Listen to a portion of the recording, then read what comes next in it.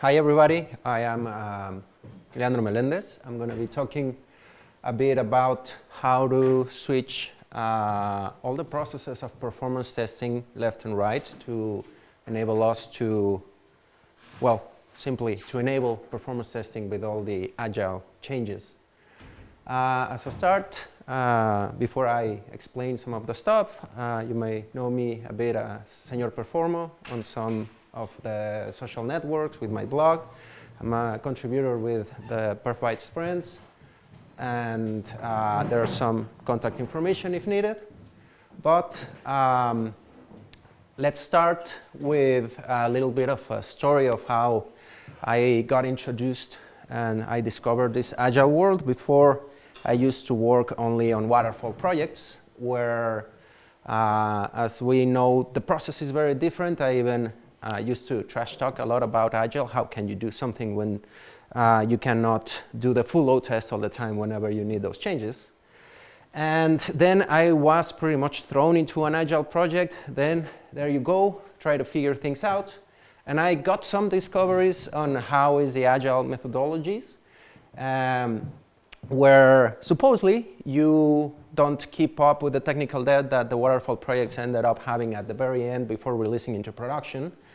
Small teams who do many things, who are capable, the T-shaped people that are capable of doing several processes, not only development, not only environment, maintenance, or planning. A characteristic also is that the scope changed very often, the code and all of the pieces on every release. And they are released fast, supposedly, and agile, continuously. Supposedly, again, there are no silos. We get access to everything. And the team collaborates often, daily stand-ups, and many other characteristics that many of you may already know. And that brought me to figuring out or finding that there were several problems with the traditional ways that I used to know on how to pull off performance projects. Automation requires everything to be frozen, to not to change that often. Requires us, scripters or performance testers, to almost reverse engineer or hack the system to be able to automate, to figure out what is the communication going through. And that took a lot of time. The changes were happening so often that whenever you figure out how to automate a thing, it was broken and you had to follow up with the cycle. And the maintenance, because of that, tended up to become ugly right away. And also because the releases happened often, as soon as you had some metrics the next day that the release happened, or the next hour, depending on how fast that happened, were invalid. So we couldn't stop everything to run tests, and all the pieces were moving constantly. Using a little bit of Stegin's example, mine was like not water flowing all the time, but everything was a bit on fire, and we had to kind of keep calm and quiet and try to work through all the performance stuff. So everything sounds a bit ugly, and the approach, as I kept looking for solutions, the approach was still the same, trying to automate as fast as possible and cover as much as possible. And as in sprint to sprint, changes keep coming.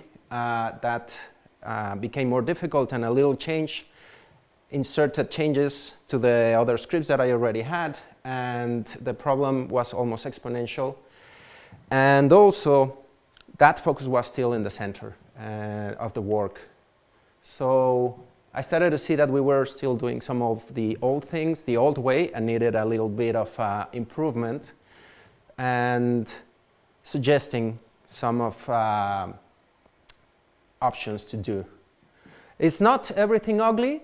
It was not problems and only showstoppers. There were some advantages that I found out. On an agile project, the QA, not only performance, but all the QA team is involved from day one. Before, we would have a situation where QA would be kicked out of the project, and only until everything was done, you would start to work on it. So Nowadays, we have the opportunity to be there since day one, as it was suggested before. Some requirements, some solutions, some infrastructure designs could be suggested from day one. Also, testers and developers, we share the code. That was mind-blowing for me that first day. I never ever had access to the code, and I was like, why does this work this way? Why can't we do this or that? On an Agile project, I could, or most of the ones that I have been, I get access to the code. I can play with it. I can understand why things happen. And I can sit down with the developer and talk to him and like, why are you doing things this way? The change as well is that we can talk to them. We can keep some of the concepts and consciousness that we were talking earlier. This, together with the T-shaped people that we have in a project, generate some differences where supposedly the lines tend to get blurry, and we are supposed to have developers that better understand our QA process, or people that I'm not just a developer guy, but everybody shares an understanding.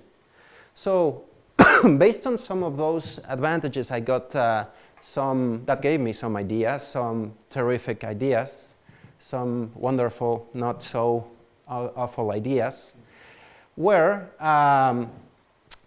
now I'm going to explain to you some of those. Some of those are what I came up with that may be able to help you to pull off performance testing. Some others are best practices that I found out on some other sources, but some of these are a little bit unconventional, but I would like to hear also your comments after them. So some of the steps, we will switch left first to what should we do at the beginning of the project and work early on performance. I'm going to divide it on 3 pieces on the left side. The first one is automation manners. So since we have supposedly a presence from day one, we can start suggesting and filtering some of the requests in an Agile project and be able to tell if it's a wise decision, a wise request, or the design, how it is going to be implemented. It would be easier. So from day one, we can start suggesting some of those things. And some of those perspectives from the QA person or us, the performance engineers, can be taken into account. We got to start as early as possible thinking of the testers, the automators, and all the QA people and the performance engineers that are involved in the project. For this, as we already have a good communication and relation with the developer, unlike the old days where it used to be QA and development were enemies and trenches and fighting each other on each silo, we have some interaction with them that we can start working on some code manners that they can implement while they are creating something, and create code that is easier or better to be tested by us. What I mean by this, these test manners versus innovation, the first step is to create something new, but sometimes this new thing that is created is impossible to automate, to script, or is just, some may say, accidentally created, difficult to be automated, but it could be improved. It could be talked into the developer, hey, you created a table that has no row names, no column names that I cannot identify through my automation. So could we work together into creating something that is easier and faster? And I'm going to give an example with cars of this situation that I see why it's not happening more often. I put the evil toddler here. It might not be or have been a purposeful evil situation, but someone came up with a plan to create some cars that were supposed to be automated into the testing process for them. We all heard about the little scandal that happened around that not being able to be tested. And that's a very big problem where many projects have components that are very difficult to be tested. So the QA team, at least in terms of cars, came up with a specific process that while the car was moving, instead of being fixed, we could see how much was emitted by the car.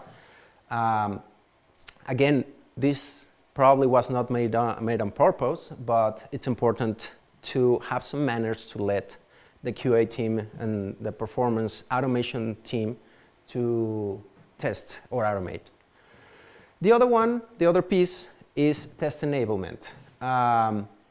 Since ages ago, there has been practice of enable testing. It's something that I have seen that has gone out of fashion. It is really, really old. Raise your hands if any of you recognizes this. Is okay. Street Fighter to make close. Do you know what it is? It's code mode, I believe. It's known as Konami code. They created it, and you would get several lives in the game, and you could keep playing it. But the real reason for this code to be in the game was to be tested, so that the developers, the game developers or the game testers, didn't need it to be specifically that good at the game, but they could go through it and check how good it was. So as an analogy, this is something that enable our solution to be tested is very important, even if it has to be a backend code or something that makes it easier for the whole testing team to tackle not only automation, but the general testing principles. How do we do this? It's a little bit like for performance testing, the biggest need that we need in terms of automation for QA is to generate load, to automate that clicking, that information being sent. And it's a little bit like I mentioned earlier. It was a very long and painful process, little by little, to be learning those skills, how the system was developed. We would show up day one, the system was already done and we didn't know how did it work. We had to figure out, capture traffic to try to forge it. Wouldn't it be easier, instead of that, to insert direct function calls, hidden front-end objects that could be just clicked or spawned when we need it, so that in the front-end we can automate through our tools just to hit that object without logging in, with some loops around it. Trigger, as what it was mentioned earlier, just like unit tests are trigger the whole function, the whole method, and in an easier way call it. Or even suites inside of the solutions code where one method or one class could call all of them and even thread them, like a parallel request to different modules in our solution, and have one class that calls them all. It would be even easier. And this, in a little example, learning all the Kung Fu little by little, would be a difference of previously installing, since the code is a baby, some plugs and things where we can generate load through it, which makes it in a few seconds, according to the movie, you can learn Kung Fu right away. Then back to our cars examples. It's a little bit like old-ish cars where you had a problem with them, you had no other choice but take him to the mechanic and trust on the mechanic's goodwill, knowledge, and capacities to tell you how it was. But nowadays, cars have somewhere hidden a port that we can just open, plug something that will give us all the information. It's just an oil change and it will be good to go. So another task that can be done on the left side that helped me a lot is integrated instrumentation or code instrumentation, where as you and the developer are working together, or in my experience, I got to be a developer several times in the project because It's the T-shaped people mentality for Agile. Some developers should understand as well the coding part and have code access where you can implement some code practices. First of all, try to make code that looks good and is easy to understand. Ask that from the developer because also QA people, we should know easier what is the code doing. It's better if it's understandable, clear variables, clear parameters. I don't have to go too much into it, but it's a quick example. You can tell perfectly and easily what is the code on the right trying to do, just defining how to fall in love in a beautiful poem rather than the left one that has ugly variables. We barely know what is happening there. Those two do exactly the same thing. So another part of the integrated instrumentation that helped a lot in these projects is to add timers to your code. Why does no one know how long does each function, each piece works without the implementation of an APM? How many of you have received a code that is really, really slow, but it just got out of the developer's hand? I kept walking into projects where I like, why hasn't this slow process, single process been caught up? And it already went through development, QA, functional, user acceptance, and it's so slow. I don't even want to automate it already. Why haven't no one catched it? We can add counters for utilization patterns, relevant info. This is something that if we have something particular to our solution, we can add it. It was this user, it was this account, it was this invoice, whatever is needed. And also enable it to log details. This type of reporting can be enabled from the developer's machine whenever we or they are clicking compile. We can get these metrics from what is being run. And this gives us the advantage to get early metrics before they are even checked in. And we can integrate it into our CI process where your development solution, even Visual Studio has some of this with, I forgot. It has a monitor where it tells you how much CPU, how long is it taking, each one of the steps of your code. The developer should not be able to check in code that is really like, it's taking 30 seconds. It's not good code. It should have an enable and disable mechanism because we don't want to overload the code when it is tracking all of these metrics. And then all of this can be centralized into Elk, Splunk, Graylog, several other, even if you want to have it in a database, but it's important to have all this information from the moment that the code has been created. And this enables dashboards. As an example, this is a simple just a timer. You create a stopwatch, you start it, you do your code, you stop it, and log all the information regarding your code. As I mentioned, the user ID, what was the invoice, the developer, if we are in developer mode, all the information, how it is going to be integrated. So this is like a set of metrics, practices, guidelines that we can implement.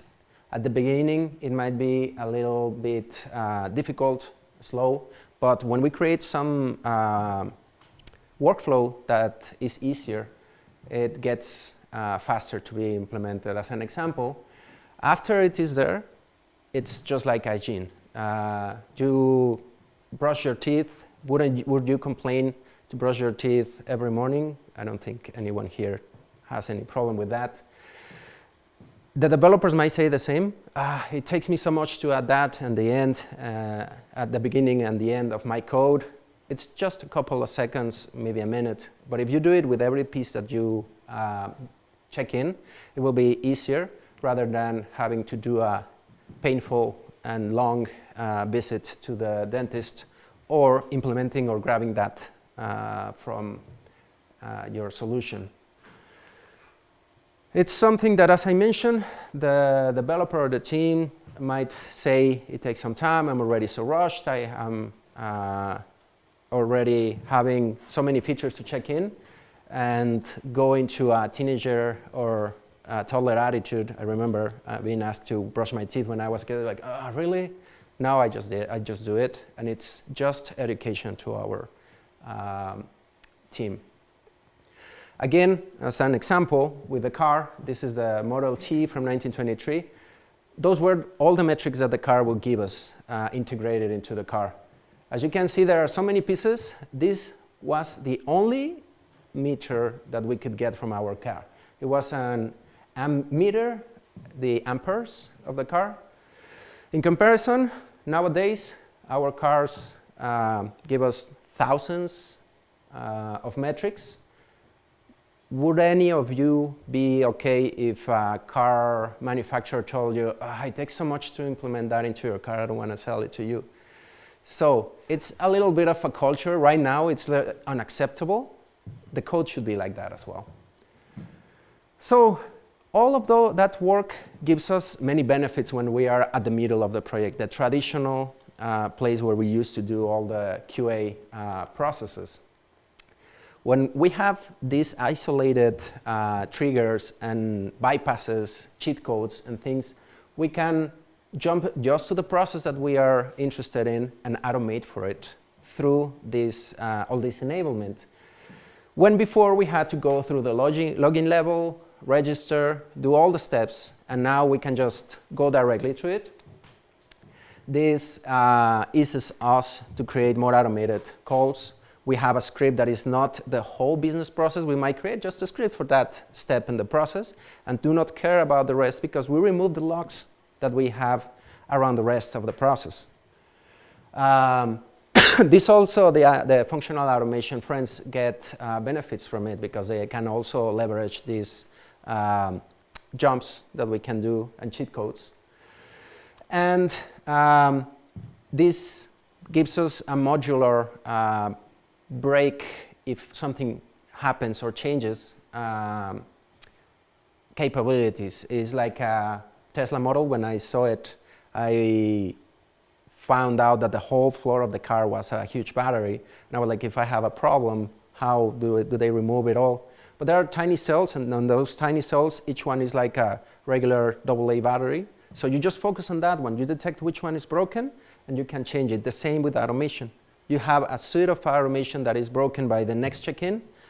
You know it, the developer that checked in knows it, and everything gets benefited while the QA process is going on, the traditional one. We're already getting performance metrics from all of those.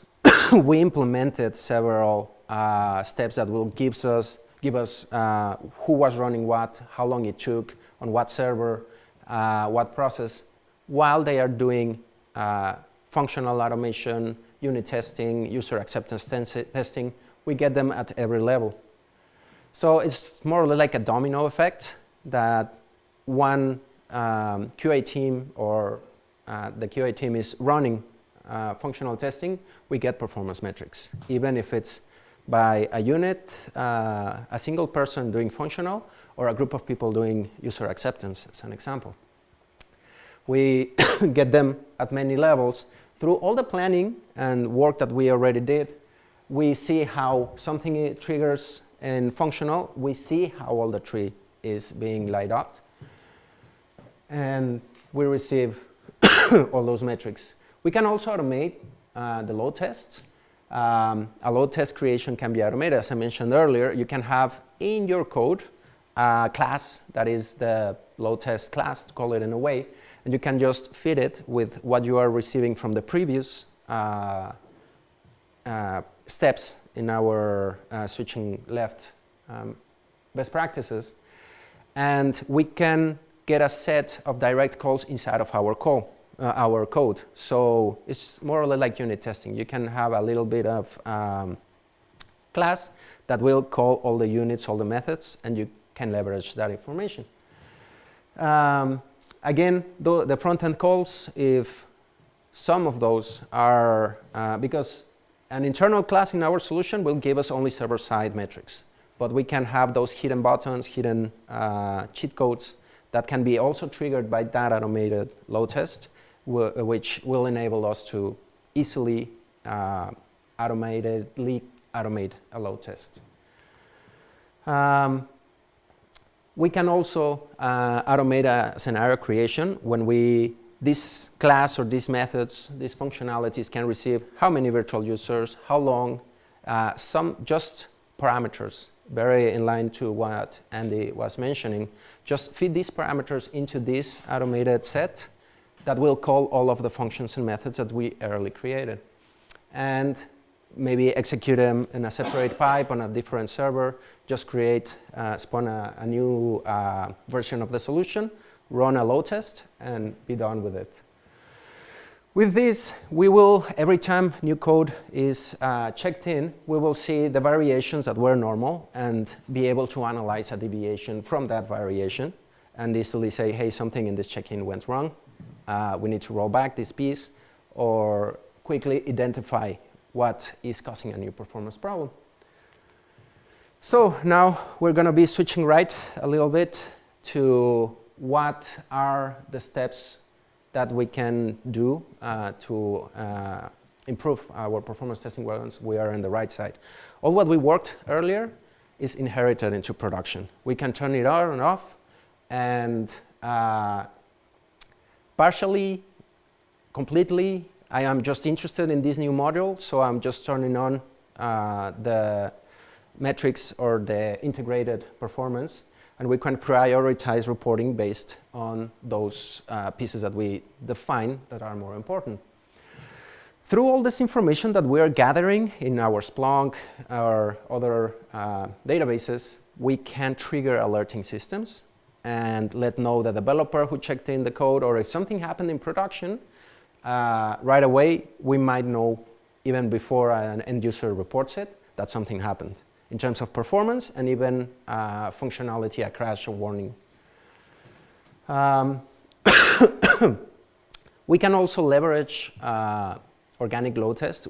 In Agile projects, have almost never triggered that true load test, because you can, little by little, start passing some of the load that happens. As an example, with a blue-green release, you have a stable system that is okay, and you have a new release that will have a change. You start to send a little bit of the users and see how it is doing. You can extrapolate those results and see, okay, I just sent 10, I have 1,000 here. When the 1,000, the green environment had only 10, behave a little bit like that, and you can do comparisons and automate those comparisons. On top of that, we can add, because these steps will tell you only related to your solution, not the server, not network metrics. So we can complement that with APMs that will tell us a little bit deeper in terms of hardware, and also they give a lot of utilization patterns.